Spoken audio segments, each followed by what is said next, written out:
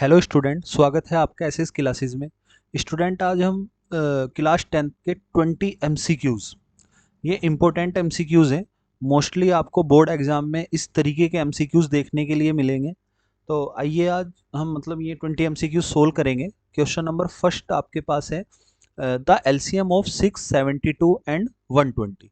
तो आपको इसका एलसीएम फाइंड करना है 3 नंबर का। तो आप क्या करोगे, सबके प्राइम फैक्टर कर लीजिए। ठीक है, तो 6 का प्राइम फैक्टर क्या होंगे, 2 मल्टीप्लाई 3। ठीक, 72 के कर लीजिए, तो 72 के क्या हो जाएंगे देख लीजिए। 72 को 2 से डिवाइड करेंगे तो कितना आ जाएगा 36। 36 को 2 से डिवाइड करेंगे कितना आ जाएगा 18। 18 को 2 से डिवाइड करेंगे कितना आ जाएगा 9। फिर 3, 3 और कितना आ जाएगा 1। तो 72 के आपके प्राइम फैक्टर क्या हो गए, 2 कितने टाइम्स रिपीट हुआ, 3 टाइम्स, तो 2 की पावर 3। और 3 कितने टाइम्स रिपीट हुआ, तो 3 की पावर 2। ठीक है, मीन्स अब किसके करेंगे 120 के, तो 120 के इधर कर लीजिए। 2 से डिवाइड करेंगे कितना आ जाएगा 60। 2 से डिवाइड करेंगे तो कितना आ जाएगा 30। 2 से डिवाइड करेंगे तो कितना आ जाएगा 15।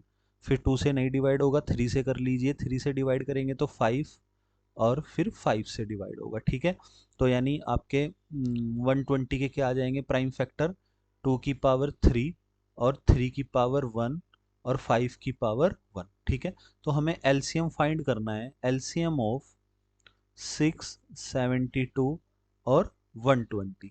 तो आपको पता है एलसीएम में जब हम पावर्स चेक करेंगे तो इसमें हम मैक्सिमम पावर लेते हैं।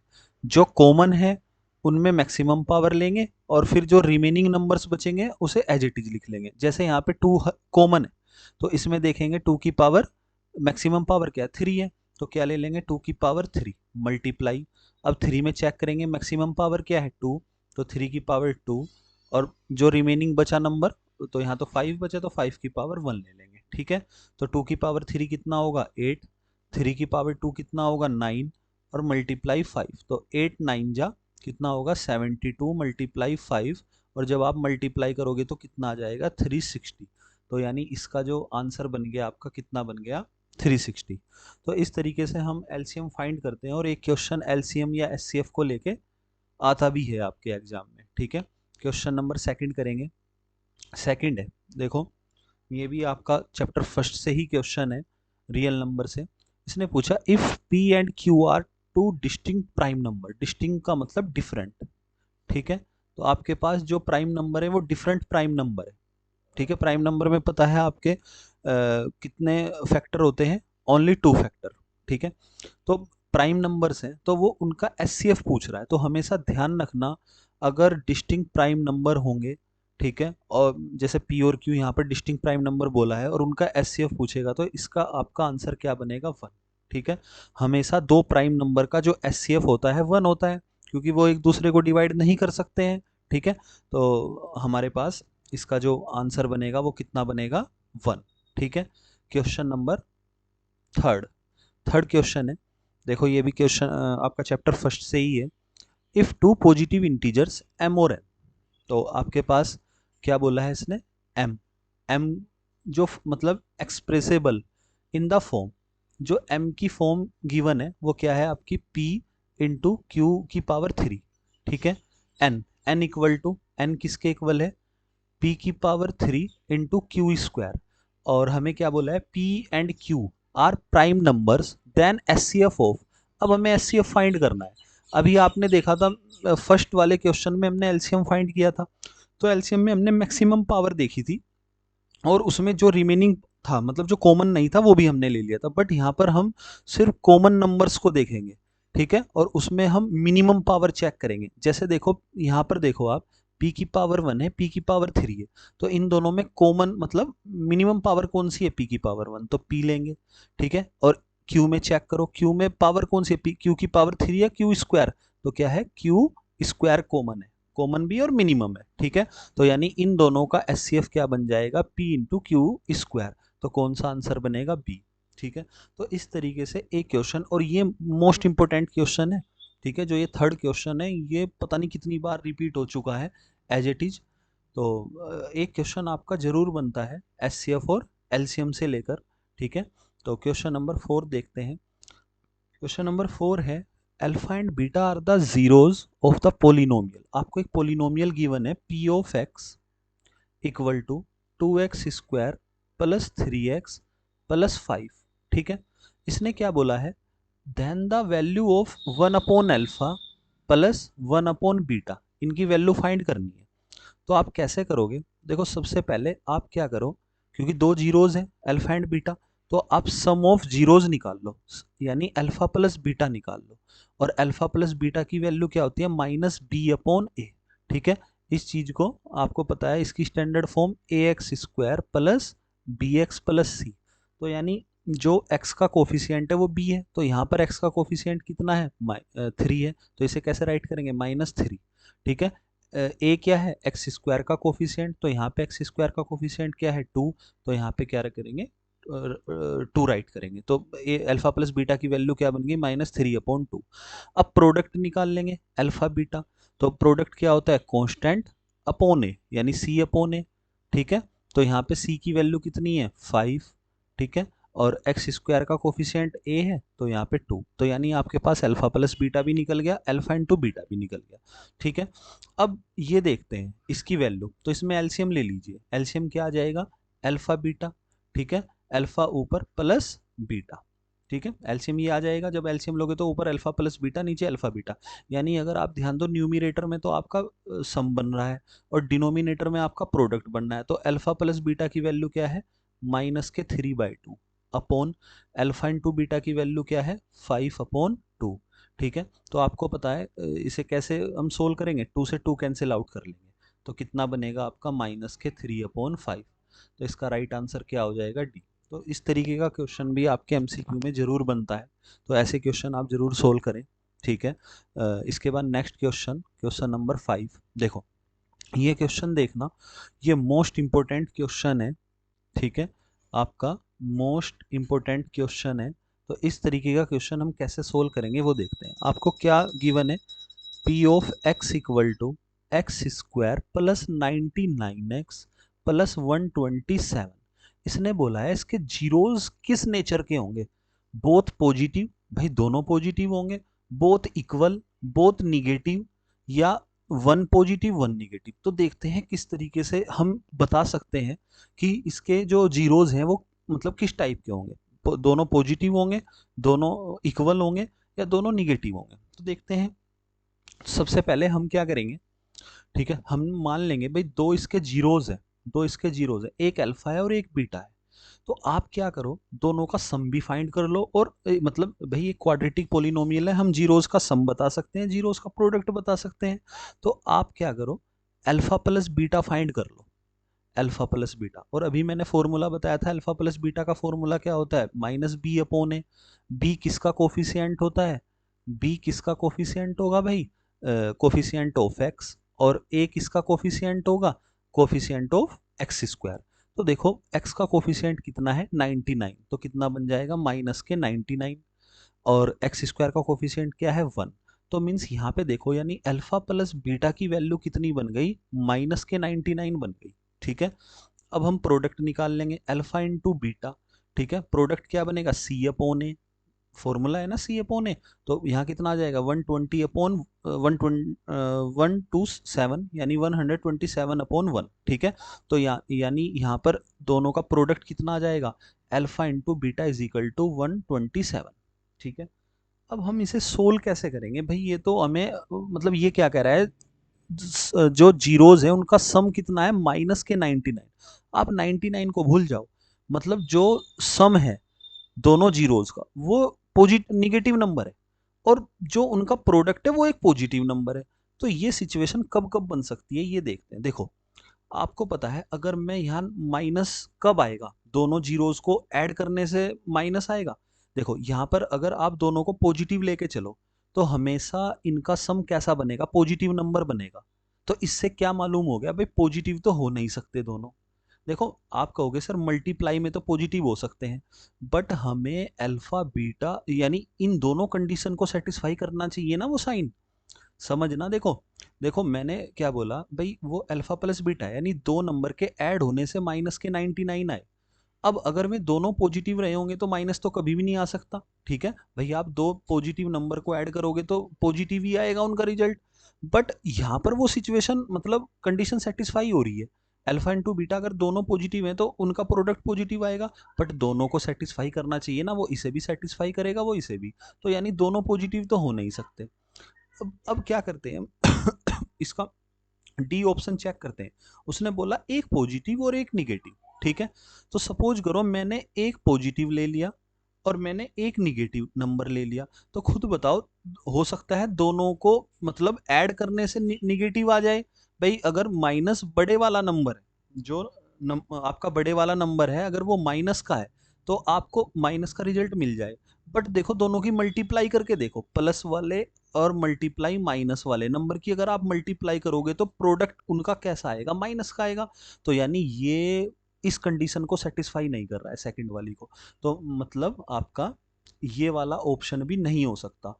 अब बचा हमारे पास इक्वल तो होगा ही नहीं इसमें, अब बचा हमारे पास क्या, बोथ निगेटिव वाला बचा। अब दोनों कंडीशन को सेटिस्फाई कराते हैं, हमने मान लिया अल्फा भी हमारा निगेटिव है और बीटा भी निगेटिव है, तो अगर मैं माइनस और यहाँ पे क्या करूंगा, मतलब माइनस के अल्फा ले लो, ठीक है, और माइनस के ही बीटा ले लो, तो रिजल्ट अगर मैं दोनों को ऐड करूंगा तो रिजल्ट भी काहे का आएगा, निगेटिव आएगा।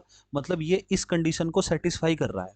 अब इस वाली कंडीशन में रख के देखो, अल्फा भी निगेटिव, ठीक है, मल्टीप्लाई बीटा भी निगेटिव। आपको पता है जब प्रोडक्ट करते हैं दो निगेटिव नंबर का वो क्या बनता है, पॉजिटिव बनता है।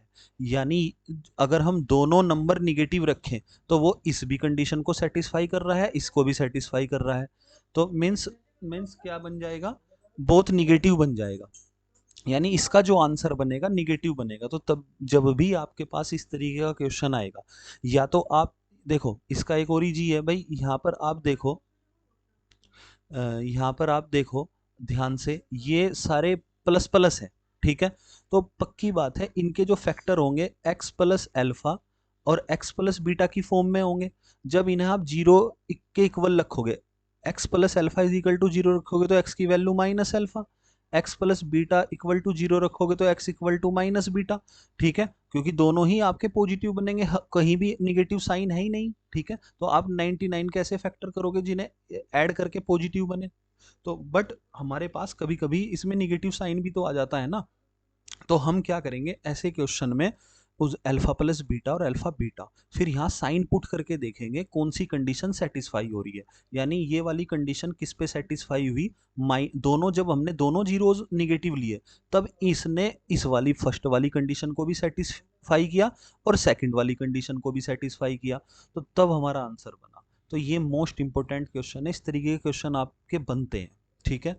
तो क्वेश्चन नंबर हम 6 पे चलते हैं। उसने क्या बोला है, if the lines given by, पहली लाइन क्या है 3x प्लस के 2ky माइनस के 2 इक्वल टू 0, सेकेंड लाइन क्या है 2x प्लस के 5y plus 1 equal to 0 are parallel, ठीक है। उसने पूछा k की वैल्यू क्या है, तो आपको पता है अगर इंटरसेक्टिंग लाइन होती है, इंटरसेक्टिंग लाइन होती है तो कंडीशन क्या होती है, a1 upon a2 not equal to b1 upon b2, ठीक है। यानी दो इक्वेशन होती है ना हमारे पास, linear equation a1x plus b1y plus c1 equal to 0, a2x plus b2y plus c2 equal to 0, तो यानी इसमें x के कोफिशिएंट और y के कोफिशिएंट का रेशो इक्वल नहीं होता जब इंटरसेक्टिंग लाइन होती है। जब आपकी पैरेलल लाइन होती है, ठीक है, तो a1 upon a2 equal to b1 upon b2 not equal to c1 upon c2, तो इसमें पहले वाला तो जो रेशो होगा वो इक्वल होगा, but b1 upon b2 not equal to होगा c1 अपॉन c2, ठीक है। बट जब आपकी लाइन कोइंसिडेंट होती है, ठीक है, कोइंसिडेंट के केस में क्या होता है, a1 upon a2 equal to b1 upon b2 equal to c1 upon c2, इसमें तीनों इक्वल होते हैं। तो यहाँ पे देखो आपके पास क्या गिवन है, पैरेलल वाला केस गिवन है, तो आप पहले वाली कंडीशन में ये किसकी वैल्यू है a1, ये क्या है b1, ये क्या है आपका c1, यहाँ पे क्या है a2, ये क्या है आपका b2 और ये क्या है आपका c2। तो पैरेलल वाली कंडीशन में a1 upon a2 equal to b1 upon b2 है, तो रख लो 3/2 इक्वल टू b1 की वैल्यू क्या है, y का कोफिशिएंट पूरा देखो 2k अपॉन y की वैल्यू क्या है, वो b2 की वैल्यू क्या है 5, ठीक है। तो सोल्व कर लो इसे। सोल्व कैसे करोगे, क्रॉस मल्टीप्लाई कर लो, 5 3 जा 15, ठीक है, 2 2 जा 4, तो k की वैल्यू क्या होगी आपकी 15/4। तो यानी अगर कोइंसिडेंट दिया होता तो हम मतलब इस वाली कंडीशन से सोल्व करते, अगर हमें इंटरसेक्टिंग दिया होता तो फिर हम इस वाली कंडीशन से सोल्व करेंगे। बट एक क्वेश्चन ऐसा जरूर आता है, तो इस तरीके के क्वेश्चन आप ट्राई कीजिए, ठीक है। इसका आंसर क्या बन जाएगा आपका 15/4, ठीक है। नेक्स्ट क्वेश्चन देखते हैं, what is the positive root of under root. ये अंडर रूट ना कंप्लीट के ऊपर है इधर, ठीक है। तो अब बताना है इसका पॉजिटिव रूट, यानी आपको इक्वेशन गिवन है 3x² + 6 = 9, ठीक है। तो हमें इसका पॉजिटिव रूट बताना है, यानी x की वैल्यू बतानी है। तो सबसे पहले स्क्वायर रूट हटाएंगे, तो क्या करेंगे, स्क्वायरिंग बोथ साइड, ठीक है। तो क्या आ जाएगा, ये 3x² + 6 और इधर 9 का स्क्वायर हो जाएगा।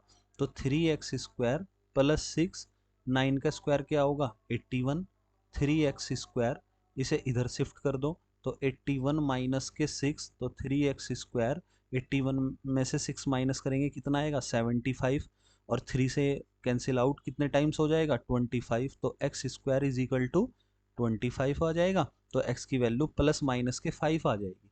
बट इसने पूछा क्या है, इसने पूछा है देखो पॉजिटिव रूट, और पॉजिटिव कौन सा है इसमें +5, तो इसका आंसर कितना हो जाएगा +5। तो इस तरीके से भी आपको वो एक क्वेश्चन दे देगा क्वाड्रेटिक इक्वेशन का और रूट पूछेगा, ठीक है। क्वेश्चन नंबर नेक्स्ट करते हैं, ये देखिए क्वेश्चन, इसमें क्या बोला है उसने, इफ द इक्वेशन, एक इक्वेशन है आपके पास x² - bx + 1 = 0, इसने बोला है does not possesses real roots, ठीक है। उसने कहा है कि मतलब ये जो इक्वेशन है इसके रियल रूट्स नहीं है। तो जब रियल रूट्स कब नहीं होते, कौन से वाली कंडीशन में। अच्छा, हम नेचर ऑफ रूट्स का कैसा पता करते हैं, हम नेचर ऑफ रूट्स को डिस्क्रिमिनेंट से पता करते हैं, और डी का फॉर्मूला क्या होता है, अगर आपके ध्यान हो, डी का फॉर्मूला आता है b² - के 4ac, ठीक है। इसमें 3 कंडीशन बनती थी, डी ग्रेटर देन 0 होगा तो आपके पास जो इक्वेशन होगी कैसे रूट्स होंगे इक्वेशन के distinct root, distinct and real roots, ठीक है। इसके बाद अगर d = 0 होगा तो आपके पास इक्वल इक्वल रियल रूट्स होंगे दोनों के दोनों, ठीक है। इस कंडीशन में आपके इक्वल रियल रूट्स होंगे। बट d < 0 होगा तो आपके पास कैसे रूट्स होंगे, रियल नहीं होंगे, आपके पास कैसे रूट होते थे, इमेजिनरी रूट होते थे। कैसे रूट, इमेजिनरी रूट, ठीक है। तो अब इस क्वेश्चन में आपको करना कैसे है, उसने बोला है कि भाई ये जो रूट्स हैं इसके रियल नहीं है, तो कौन से वाली कंडीशन लेके चलनी है आपको, d < 0। तो पहले इसका d फाइंड कर लो। देखो d फाइंड करोगे आप, डी फाइंड करोगे तो क्या आएगा, अब बी स्क्वायर कैपिटल ले लो, b² - के 4, तो b क्या है यहाँ पे -b, तो यानी b² ही आ जाएगा -4 मल्टीप्लाई a की वैल्यू कितनी है देखो 1, x² का कोफिशिएंट ही होता है 1, मल्टीप्लाई c की वैल्यू भी कितनी है 1, तो क्या आ जाएगा आपका b² - के 4। और अगर क्योंकि इसके जो रूट्स हैं वो रियल नहीं है भाई, रियल नहीं है, जब रियल नहीं है तो d < 0, यानी b² - के 4 < 0। अब ये क्वेश्चन ये समझना जरा, ठीक है। ये एक ही केस है आपके क्वाड्रेटिक इक्वेशन के अंदर, तो इस केस को आप कैसे सोल्व करोगे, कौन सा इसका आंसर बनेगा वो मैं बताऊंगा, थोड़ा ध्यान से समझना। एक तो सबसे पहले ना ए ऑप्शन में देखो ये इक्वल टू दे रखा है, ये साइन हटा दो यहाँ से भी ये वाला साइन हटा दो, ठीक है। अब देखते हैं इसका आंसर कैसे बनेगा। आपको पता है सबसे पहले आप क्या काम करिए, b² माइनस के मैं इसे लिख सकता हूँ 2 का स्क्वायर, ठीक है, < 0। अब आपको पता है a² - b² वाला फॉर्मूला बन गया, मैंने इसे एक बार पॉजिटिव में लिख दिया और एक बार क्या लिख दिया निगेटिव में < 0, ठीक है। अब आप क्या करिए, यहाँ इन्हें अलग अलग जीरो के इक्वल लेके जाइए, यानी b+2 को मैं जीरो के इक्वल ले जाऊंगा तो b की वैल्यू क्या आएगी -2, अगर मैं b-2 को जीरो के इक्वल लेके जाऊंगा तो b की वैल्यू क्या आएगी 2, ठीक है। अब आपको करना कैसे है देखो, आपको इन दोनों को नंबर लाइन पर लेके जाना है, ठीक है। ऐसे नंबर लाइन पर लेके जाना है, यहाँ पर माइनस इन्फिनिटी लिखोगे, यहाँ पर प्लस इन्फिनिटी। ठीक है, तो -2 ऐसे यहाँ पर वो दिखा दो, यहाँ पर -2 है और यहाँ पर 2 है। तो देखो ये एक ही क्वेश्चन है, घबराना नहीं है इस क्वेश्चन से कि सर पता नहीं क्या बता रहे हैं। ये एक क्वेश्चन है आपके पास, आपको याद भी हो जाएगा कि हमें किस तरीके से इसका आंसर देना है। ठीक है, तो हम कैसे करेंगे अब सोल्व। अब 3 इंटरवल बन गए, एक इंटरवल ये वाला, एक इंटरवल ये वाला और एक इंटरवल ये वाला। अब हम देखेंगे कि इसमें से कौन सा इंटरवल इसका आंसर बनेगा। देखो सबसे पहले ये वाला इंटरवल लेते हैं, हम इस इंटरवल में से एक वैल्यू उठा लेंगे। भाई -2 से छोटी वैल्यू क्या होगी, -3, बस एक वैल्यू उठा लो और इस वाली कंडीशन में रखो, यहाँ वाली ये वाली कंडीशन, यहाँ वाली कंडीशन में रखो b² - 4 लेस देन 0। यानी वो कह रहा है कि भाई यहाँ पर b की वैल्यू क्या होगी, कि आपका हमेशा जो वैल्यू होगी वो किससे छोटी आएगी, 0 से छोटी आएगी। तो यहाँ -3 उठा के रख दो, जब -3 रखोगे तो क्या आएगा, 9 -4 लेस देन 0। अब 9 में से 4 माइनस करोगे तो कितना आएगा, 5 लेस देन 0। भाई ये तो गलत बात है, 5 थोड़ी ही छोटा होगा 0 से, यानी ये इंटरवल इसका आंसर नहीं बनेगा।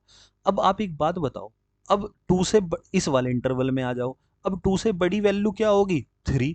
भाई 2 से 3 रख लो, 4 रख लो, 5, कोई भी वैल्यू रख सकते हो, ये इनफाइनाइट वैल्यू होती है इस इंटरवल के अंदर। ठीक है, तो आप 3 रखोगे, जब 3 रखोगे तो केस तो जुका तो यही रहेगा ना, यहाँ भी तो यही आएगा 5 लेस देन 0, तो यहाँ भी तो ये क्या होगा आपका, ये भी फॉल्स हो जाएगा, यानी ये इंटरवल भी आंसर नहीं बनेगा। अब आप इस वाले इंटरवल, बीच वाले इंटरवल में देखो, -2 से 2 वाले इंटरवल में, इसमें से एक वैल्यू उठा लो, देखो कौन कौन सी वैल्यू होगी, -1, 0 और 1। एक वैल्यू उठा लो कोई सी भी, जैसे मैंने 0 उठाया, ठीक है, बीच में कोई भी वैल्यू उठा लो, 0 उठाया तो मैं 0 रखूंगा यहाँ पे। ये है ना b² - 4 लेस देन 0, जब मैं यहाँ पे 0 रखूंगा तो क्या आएगा, -4 लेस देन 0। तो यानी ये तो आप कह सकते हो ना, जो माइनस की वैल्यू होती है वो 0 से छोटी होगी। तो यानी कौन से वाला इंटरवल बनेगा आपका, जो ये -2 से 2 वाला इंटरवल है, ये आपका आंसर बनेगा। तो इसका आंसर क्या बनेगा आपका, बी वाला। ठीक है, यानी जब रियल रूट्स नहीं होंगे तो ध्यान रखना बी की वैल्यू -2 से 2 के बीच लाई करेगी। ठीक है, और ये मैंने क्यों हटाया था, ये मैंने इसलिए हटाया था ये इक्वल का साइन, क्योंकि इक्वल होने से वो 0 के इक्वल हो रहा था। ठीक है, तो 0 मतलब क्योंकि यहाँ पर इक्वल का साइन नहीं होता, अगर यहाँ पर ऐसे इक्वल का साइन होता फिर ये वाला साइन चल जाता इक्वल वाला, तो इसलिए मैंने हटाया था। तो b की वैल्यू -2 और -2 के बीच में कहीं भी होगी। तो ध्यान रखना इस इक्वेशन के कैसे रूट्स होंगे, इस इक्वेशन के रियल रूट्स नहीं होंगे। ठीक है, तो नेक्स्ट क्वेश्चन देखते हैं हम, क्वेश्चन नंबर 9। देखो ये देखो आपका 9 क्वेश्चन है, इसमें nth टर्म बतानी है, एपी सीरीज गिवन है, तो इसकी फर्स्ट टर्म कितनी है भाई, 5। और इसमें डी फाइंड कर लो, डी का फॉर्मूला आपको पता ही है क्या होता है, a2 माइनस के a1। तो a2 कितना है आपका 2 और माइनस के 5, तो डी कितना आ जाएगा -3। अब हमें इसकी nth टर्म बतानी है, और nth टर्म का फॉर्मूला होता है a plus n minus 1 into D. ठीक है, तो a कितना है आपका 5 प्लस n-1 तो एज इट इज रखना है, और d की वैल्यू क्या है भाई -3। सोल्व कर लो आप, प्लस 5 -3 की मल्टीप्लाई n में करेंगे तो कितना हो जाएगा -3n, और माइनस माइनस प्लस के 3, और 3 और 5 कितना हो जाएगा आपका 8, तो 8 -3n इसकी क्या आ जाएगी, nth टर्म आ जाएगी। ठीक है, तो आंसर इसका क्या बन जाएगा, सी बन जाएगा 8 -3n।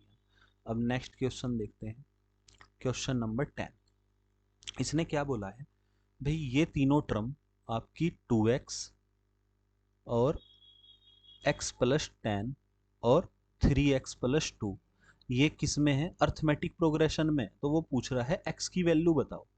तो आप कैसे करोगे, इस वाली टर्म को a1 कंसीडर कर लो, ये आपकी a2 है और ये आपकी 3 है। तो जब भी हमारे पास इस तरीके से तीन टर्म अर्थमेटिक प्रोग्रेशन में होगी और x की वैल्यू पूछ लेगा, तो आप d लगा लो। देखो अगर मैं a2 माइनस a1 करूं तो ये भी किसकी वैल्यू है भाई, d की।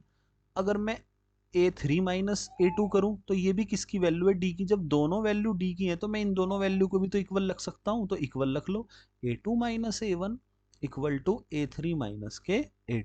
तो देखो a2 कितना है भाई x प्लस 10, और माइनस के a1 कितना है 2x, इक्वल टू a3 कितना है 3x प्लस 2, और माइनस के x प्लस के 10। ठीक है, तो सोल्व कर लो। x प्लस 10 ब्रैकेट माइनस के 2x equal to 3x plus 2 minus के x माइनस के 10।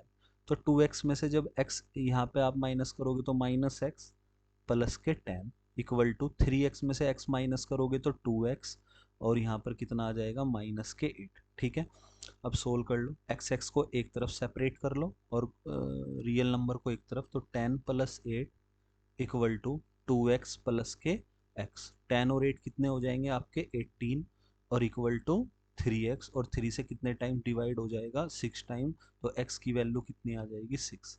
तो इस तरीके से आपको जब भी आपके पास तीन वैल्यू गिवन होगी और उसमें कोई वेरिएबल वो दे देगा और पूछ लेगा भाई उस वेरिएबल की वैल्यू क्या है, तो ध्यान रखना हमें कॉमन डिफरेंस का यूज करना है। मैंने देखो a2 माइनस a1 भी d होता है, a3 माइनस a2 भी d होता है, तो मैंने दोनों को इक्वल रख दिया और दोनों से मुझे किसकी वैल्यू मिल गई x की वैल्यू। तो ऐसे क्वेश्चन को आपको इस तरीके से सोल्व करना है।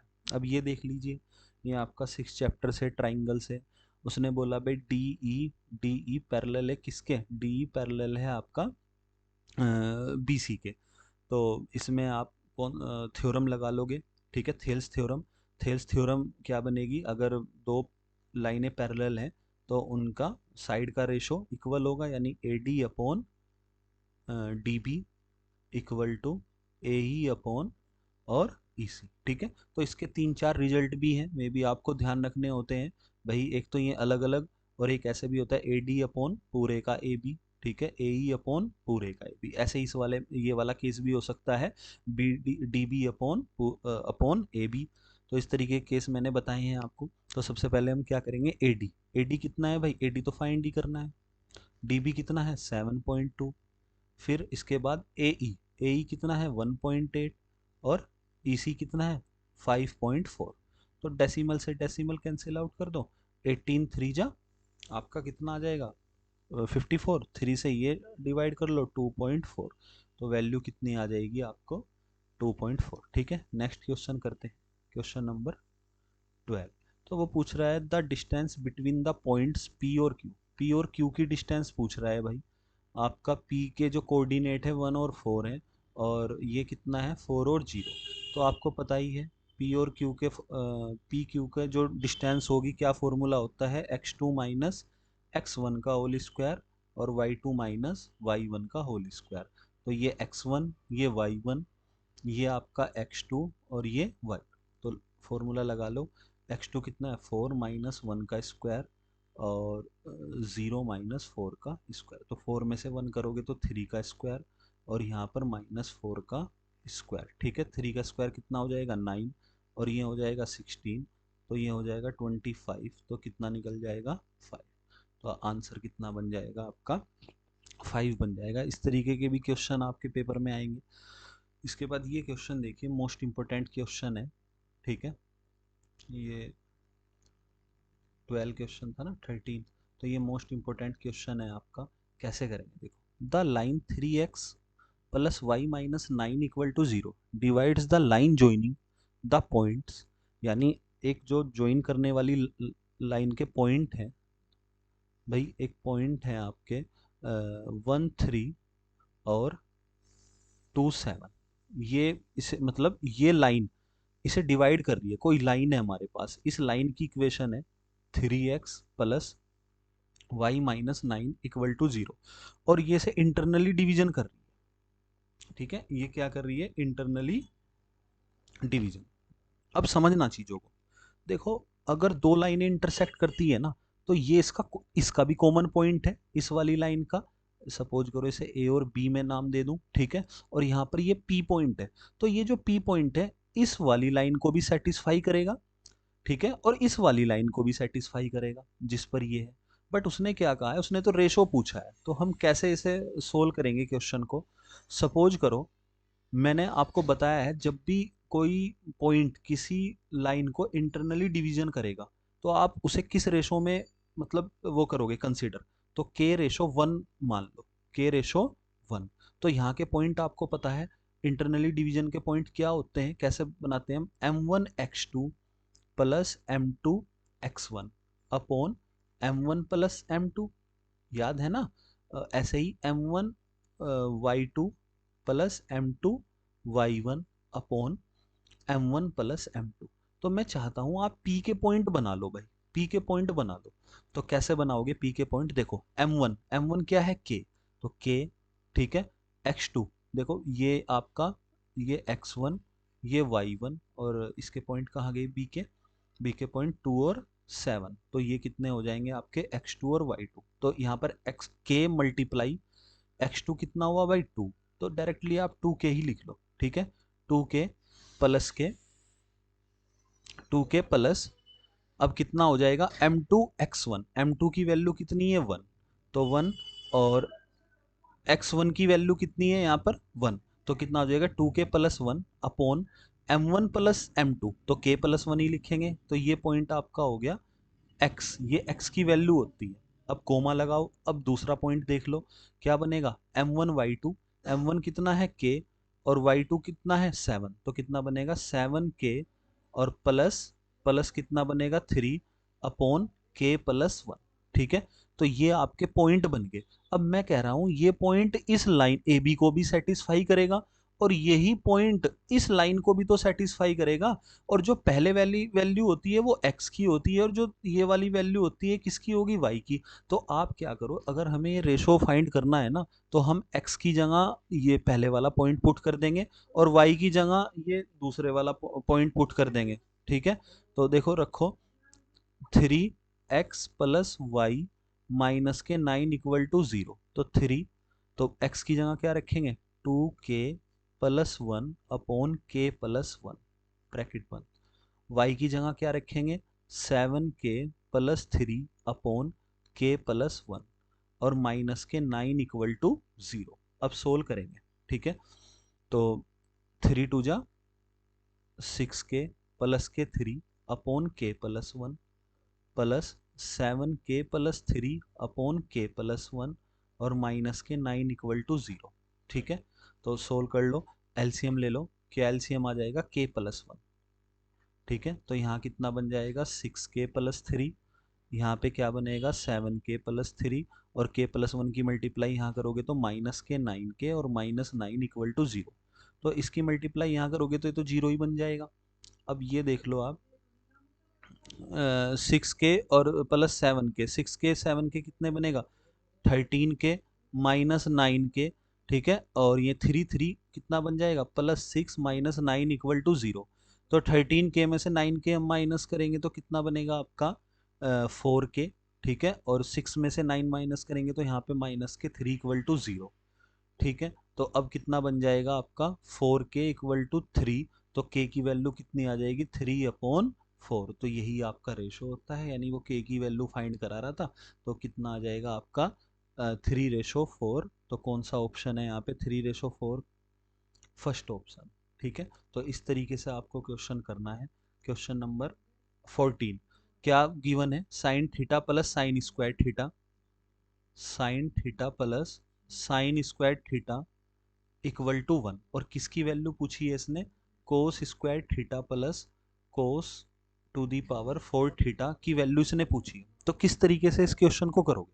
देखो यहाँ से एक रिलेशन फाइंड कर लो, यहाँ से बना लो साइन स्क्वायर, यानी इस साइन स्क्वायर थीटा को इधर शिफ्ट कर दो, तो कितना आ जाएगा sine theta equal to 1 minus के साइन स्क्वायर थीटा, ठीक है। अब हमारे पास ये रिलेशन बन गया।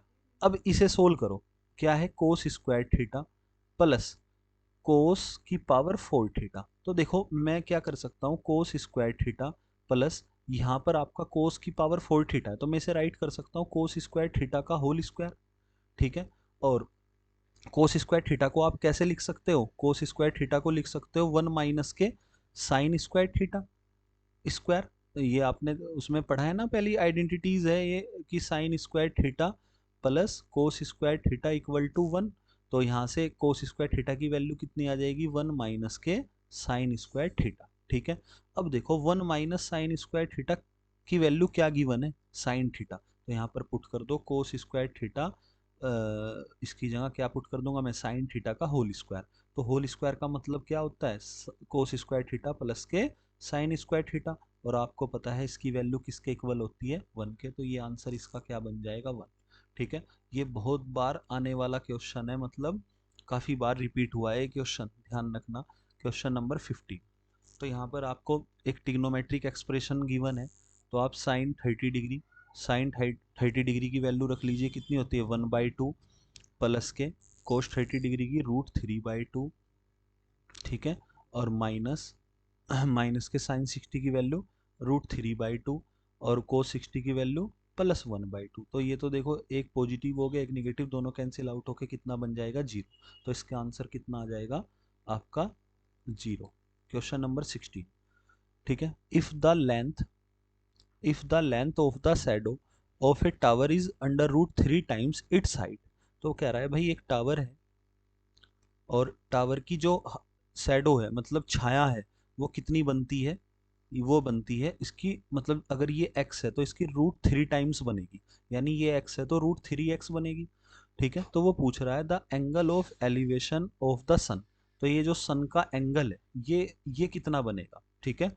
एलिवेशन एंगल पूछ रहा है, तो हम एंगल कैसे फाइंड करेंगे, एंगल किस तरीके से फाइंड करेंगे, क्योंकि ये आपका क्या है, ये आपका है परपेंडिकुलर और ये आपका क्या है बेस, क्योंकि यहाँ पे 90 डिग्री की वैल्यू बनेगी, तो 90 डिग्री के सामने क्या होता है हाइपोटेनियस। तो आप ये देखो वो ट्रिग्नोमेट्रिक रेशो ले लो जिसमें परपेंडिकुलर अपॉन बेस बनता है।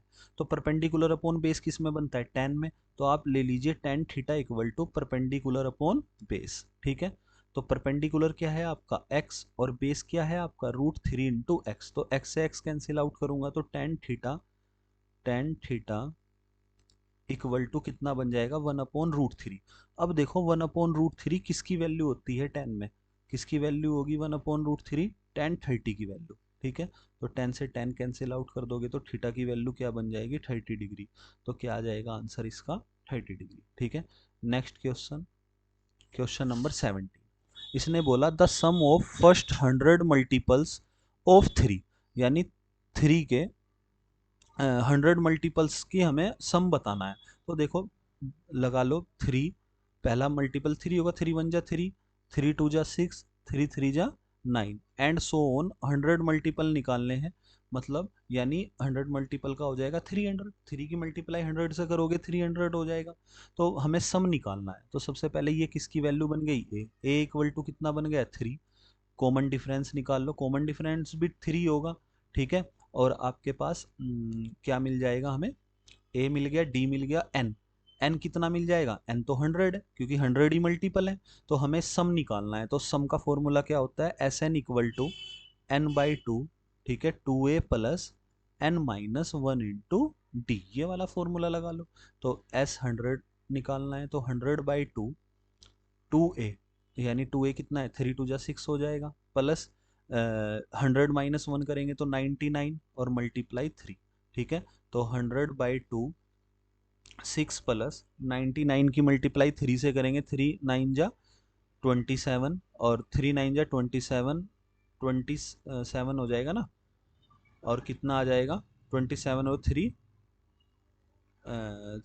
नहीं, 3 9 जा 27 और 2, तो 297 हो जाएगा, ठीक है। जब 6 ऐड करेंगे तो 100/2 मल्टीप्लाई कितना हो जाएगा 303 हो जाएगा, ठीक है। 2 से इसे कैंसिल आउट कर लो 50 आ जाएगा, तो 50 की मल्टीप्लाई 303 से करेंगे तो कितना आ जाएगा देख लो 0, 5 3 जा 15 और 5 3 जा 15, तो 15 ये आ जाएगा इसका आंसर बी, ठीक है।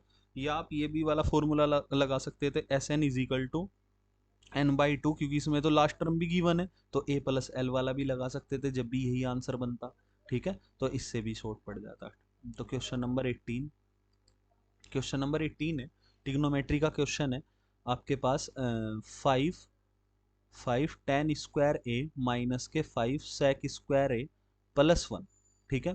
तो आपको पता है आपने सेकंड आइडेंटिटी पढ़ी है, आप अगर यहाँ से 5 कॉमन ले लो तो क्या बन जाएगा tan² माइनस के sec² +1। बट आप मिस्टेक कर जाओगे, आप सोचोगे इसकी वैल्यू 1, नहीं, वो वैल्यू होती है sec² माइनस के tan² इक्वल टू 1, इसकी वैल्यू 1 होती है। अब यहाँ पर क्या है, इनके साइन चेंज करने पड़ेंगे, साइन चेंज करने का अच्छा तरीका है माइनस कॉमन ले लो, तो ये माइनस के 5 बन जाएंगे, sec² माइनस का है तो प्लस का बना लो sec² और ये प्लस का है तो माइनस का बना लो tan² प्लस 1। अब देखो इसकी वैल्यू कितनी होती है 1, तो -5 प्लस 1 इज इक्वल टू कितना आ जाएगा -4। तो इसका आंसर क्या आ जाएगा, डी इक्वल टू -4। अब क्वेश्चन नंबर 19। अब 19 देखो, असर्शन रीजन आगे दो क्वेश्चन आपके असर्शन रीजन है। तो असर्शन क्या बोला है, √11 इज ए इरेशनल नंबर, बिल्कुल राइट है भाई। अब बोला है रीजन में if p is a prime number then √p is an irrational number, बिल्कुल दोनों राइट है, असर्शन भी और रीजन भी दोनों राइट है। क्वेश्चन नंबर 20 देखते हैं। उसने बोला है एलसीएम 60 और 72, तो 60 के फैक्टर कर लो भाई फटाफट से। 2 फैक्टर 30, 2 से कितना आ जाएगा 15, और 3 से कितना आ जाएगा आपका 5, और 5 आ जाएगा, ठीक है। तो 60 के प्राइम फैक्टर क्या हो गए, 2 की पावर 2, 3 मल्टीप्लाई 5। 72 के कर लो, 72 के करेंगे 2, 36, 2, 18, ठीक है। 2 से करेंगे 9, फिर 3, और आ जाएगा 3। तो कितना हो जाएगा 72 के 2 की पावर 3 और 3 की पावर 3 और 3 की पावर 2। तो अब देख लो पहले तो एचसीएफ देख लो, क्योंकि एचसीएफ भी गिवन है। तो एचसीएफ में हम मिनिमम पावर लेते हैं। यहाँ क्या लेंगे 2 की पावर 2, और यहाँ पे क्या लेंगे 3। भाई यहाँ पे 3 की पावर 1 है ना, जो कॉमन है बस उसी में देखेंगे, इन दोनों में देख लो 2 की पावर 2, और यहाँ पे देख लो 3 की पावर 1। तो 2 की पावर 2 कितना है 4 मल्टीप्लाई 3, तो इक्वल टू कितना हो जाएगा 12। तो एचसीएफ तो इसने ठीक दिया है। अब एलसीएम देख लेते हैं। एलसीएम क्या आएगा भाई, 2 की पावर 3 और 3 की पावर 2 और मल्टीप्लाई 5, तो 3 की पावर 2 8, 9, 5, तो 8 9 जा 72 मल्टीप्लाई 5, तो कितना आ जाएगा 360। तो इसने इसका एलसीएम भी कितना दिया है 360। ये तो यानी असर्शन तो इसका ठीक है। बट रीजन देखो, H C F A B multiply LCM A B, यानी दो नंबर का LCM multiply H C F, क्या ए प्लस बी के इक्वल होता है भाई, ये गलत है, ठीक है। क्यों प्लस के नहीं इक्वल होता है, प्रोडक्ट के इक्वल होता है, ठीक है। आपने रिलेशन पढ़ा होगा ना, तो इसका रीजन गलत है और असर्शन ठीक है। तो प्यारे बच्चों, आज मैं आपके सामने 20 क्वेश्चन ऐसे लेकर आया हूं जो ये मोस्टली रिपीट होते हैं, ठीक है। इन्हीं पैटर्न पे क्वेश्चन बनते हैं। तो 20 क्वेश्चन आप ये बहुत अच्छे से कीजिए, ठीक है। और अच्छे से आप वीडियो लाइक कीजिए और कमेंट कीजिए, शेयर कीजिए। और मैं नेक्स्ट अब आपको सैम्पल पेपर सोल्व कराने वाला हूँ। हम हर दूसरे या तीसरे दिन एक सैम्पल पेपर सोल्व करेंगे, मतलब 2-3 पार्ट में, ठीक है। और इन उन सैम्पल पेपर से आपकी इतनी हेल्प होगी, आपको एक्स्ट्रा कुछ भी पढ़ने की जरूरत नहीं है, ठीक है। आप अच्छे से अपनी प्रिपरेशन कर पाओगे सैम्पल पेपर के थ्रू। नए नए क्वेश्चन किस तरीके के बन सकते हैं, ठीक है। तो जब हम हर दूसरे तीसरे दिन सैंपल पेपर करेंगे तो आपका रिपीटिशन होनी शुरू हो जाएंगी, आपके फॉर्मूले याद हो जाएंगे, दिमाग में सेट हो जाएंगे, ठीक है प्यारे बच्चों।